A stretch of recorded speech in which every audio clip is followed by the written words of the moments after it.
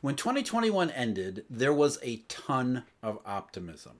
There was this idea, one that was widely shared and widely held, that governments hadn't just rescued the world from the ravages of the COVID pandemic and the deep 2020 recession, they had actually laid the foundation for a legitimate economic boom, a level of prosperity and economic advance that we hadn't seen since maybe the 1920s. Others worried, however, of course, that instead of following the 1920s, maybe governments had overdone it and that we were on the path to repeat the 1970s. You heard that a lot at the end of last year, too. The 2022 would be the beginning of secular inflation. Now, in the other small corners of the commentary marketplace, there were a few that were concerned about other things. This nagging idea of what was then called a growth scare. So today, our final video for 2022, we're going to say goodbye to this year with sort of one of those social media things of how it started and how it's going, relating to the major economic and market themes of this year, the 5 ins that have dominated basically everything about 2022. And those ins are, of course, starting with inflation, then inventory, incomes, interest rates, and inversions. But when we look back at all of those themes, how it started and how it's going, maybe the word which correctly, most appropriately describes this year doesn't begin with an I and an N, rather it begins with a T. And I'm not talking about transitory either.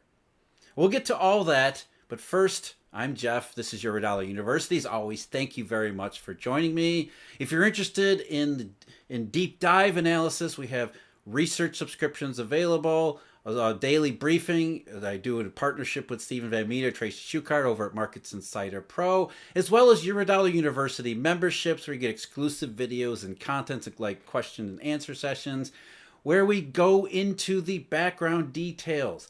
All of that stuff, research subscription memberships, available at eurodollar.university.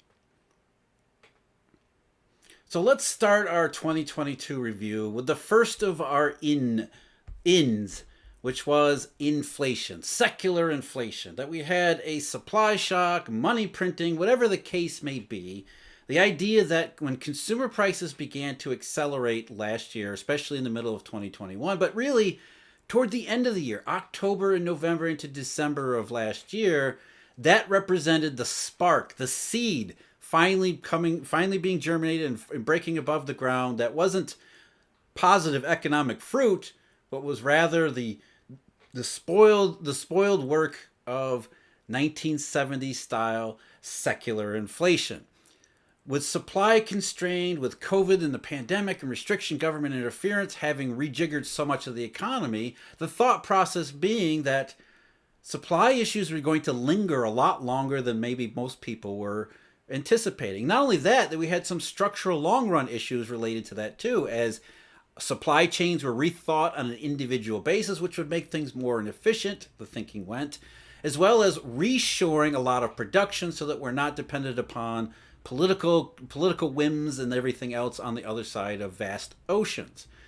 Because of these potential longer run trends, along with all sorts of other stuff, it was widely believed, in fact, it might have been the mainstream economic case, that we were in for a rough ride 1970s style, where at the very best, we were going to see economic growth in fits and starts where it was mostly nominal rather than real. And it would continue on for a lengthy period of time, regardless of whatever the Federal Reserve came up with. And that was one of the big contentions of those arguing for secular inflation, was that the Federal Reserve was already behind the curve on inflation, like it always is, and it had let the inflation genie out of the bottle, which that argument carried some weight inside the Federal Reserve, which is why you saw such an aggressive response eventually down the road, because the Fed feared the same thing.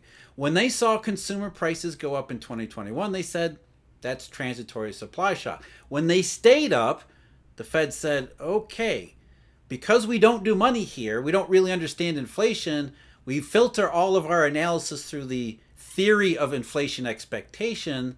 the Fed began to think that the longer CPI stayed higher, the more possible, maybe even likely it became that inflation expectations would unanchor, and therefore it would lead to 1970 style inflation if the Fed didn't do something about it. So there was this widespread concern that we were repeating the 1970s.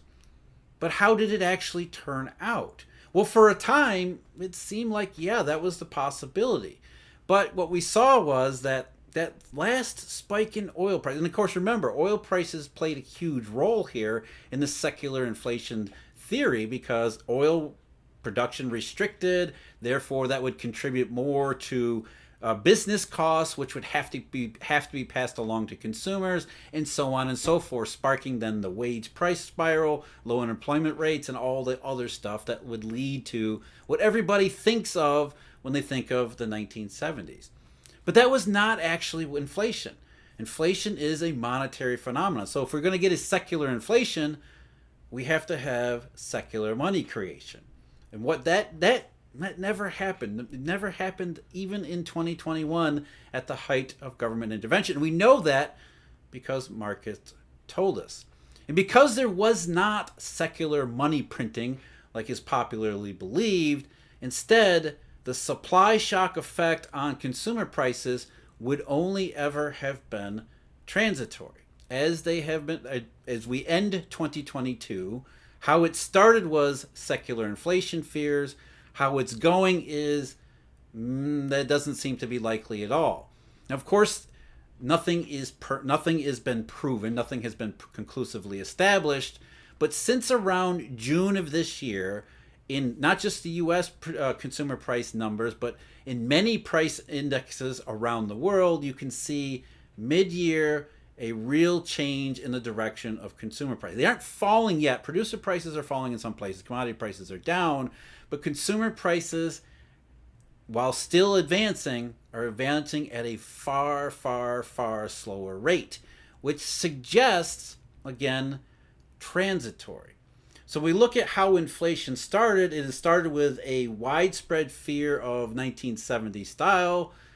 2022 inflation ends with some people still holding onto that idea, but more and more it's dawning that inflation, consumer prices, all that stuff, it wasn't as it seemed at the end of last year.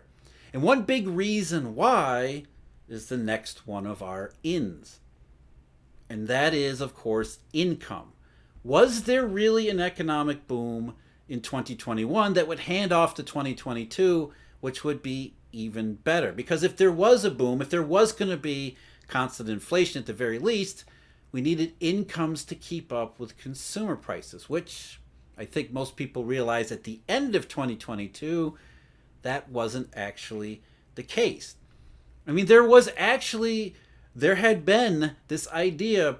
I mean, Jim Cramer, CNBC, I know his job is to sell stocks to stock viewers, but he was among the proponents that looking at, hey, 1919, there was a pandemic, Spanish flu, and then afterwards we had this massive robust economic environment that lasted a decade. So maybe 2022, after the pandemic had ended in 2021, we would have something similar. It was a neat idea in one respect of very simplistic analysis, but there was, the labor market, the economy, GDP, you heard it all the time entering this year that the economy was beyond robust. In fact, it was overheating, labor shortage, low unemployment, tight labor market. That was one of the leading, or was theorized to be one of the leading causes to secular inflation, was the Phillips curve. That meant, of course, incomes. And it was predicated on, of course, going back to 2021, government interventions, which in econometrics, government stimulus is always treated with a multiplier greater than 1, which means that it produces continuous effects down the road. It's a permanent establishment of higher aggregate demand, when in reality, not so much. When we look at the actual labor market itself, you can see how people are led to, or how people really do believe that the labor market is absolutely on fire. The establishment survey in 2021 gained 6.7 million jobs. 6.7 million jobs in a year is absolutely fantastic. At least it seems that way. And in 2022, it slowed down a touch, but only to 4.8 million jobs. But 4.8 million jobs is terrific too, or at least sounds like it is. And that's only through November. The household survey, it's a little bit of a different picture. In 2021, the household survey gained about 6.1 million jobs, which is similar enough to the establishment survey. So you thought, okay, that's terrific, or at least that seems that way.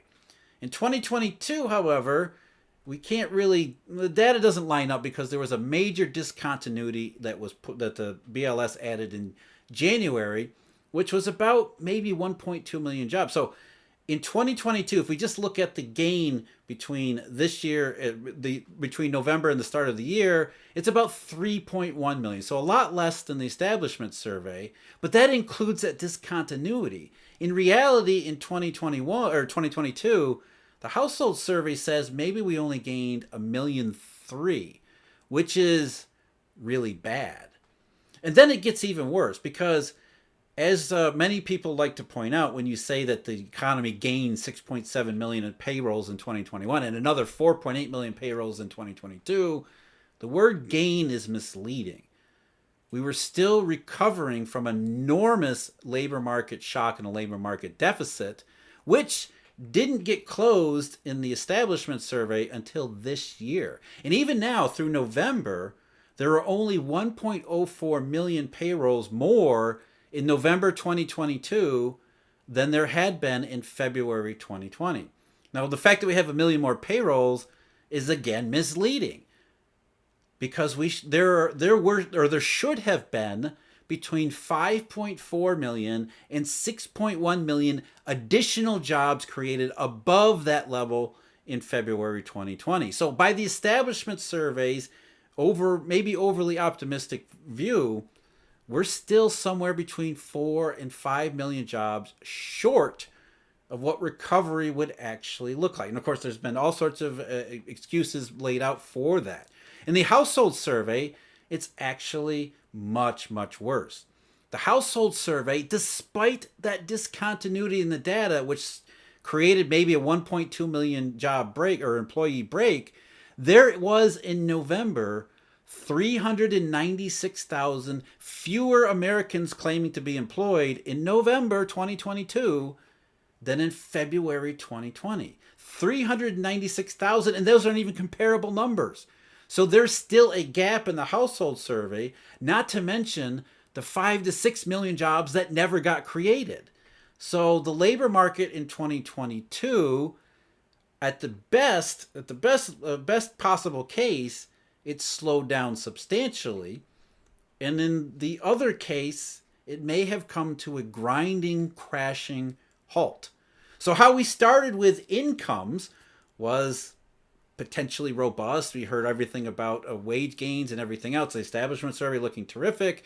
And how it's ending is the household survey. There's definitely been a slowdown in the labor market, but the household survey says maybe it's a total halt in income. And talking about income, real personal income excluding transfer receipts wasn't all that great to begin with. You go back to last year in 2021, this particular data point, which excludes transfer receipts from the government. So it's just private economy income generation, adjusting for prices. Real personal income excluding transfer receipts only gained 1.9% in 2021, which told you that most of what had happened, most of what consumers and workers had gained had been from those government programs. In 2022, incomes are actually down a little bit through November, just fractionally. So not only, despite these gains that are showing up in the establishment survey, it's not showing up in incomes enough to keep up with either consumer prices or on an upward trajectory, because flat is a contraction. We live in a nonlinear world where everything is supposed to be going up. So there's massive amounts of, at the very least, income uncertainty. And with income uncertainty, that leads us to our next in, which is inventory. Inventory is a pretty straightforward one. We began 2022 with the idea, the hashtag empty shelves, supply shock, shortages, all that stuff in early part of 2022. Companies over ordering because they desperate to get any amount of goods through that massive supply shock bottleneck. And we end this year with hashtag glut, where there is too much inventory across an enormous sector of the global economy that is completely reversed in every fashion. In fact, as I talked about just this week, U.S. imports utterly collapsed in November, which was just confirming what we already heard from exports in China, as well as Japan and other places, Germany. Global trade falling off because the goods economy, too much inventory. We already know from PMIs and surveys, corporate anecdotes and earnings reports that all show what the hard data now is starting to. We began with too much inventory. Now we end this year, or we began this year with too little inventory, and we end this year with far, far too much. Maybe so much that it causes the bullwhip effect, which leads us into a recession. And that leads us, of course, into the final two themes for this year, the final two inwards, interest rates and inversions. Now, interest rates, pretty straightforward there too. As I said before, the Federal Reserve, fearing that it was falling behind on inflation, aggressively moved to not cut back on the money supply as everybody believes, but to do something that made people think that they were doing something so that inflation expectations would not become, in the parlance of mainstream econometrics, unanchored.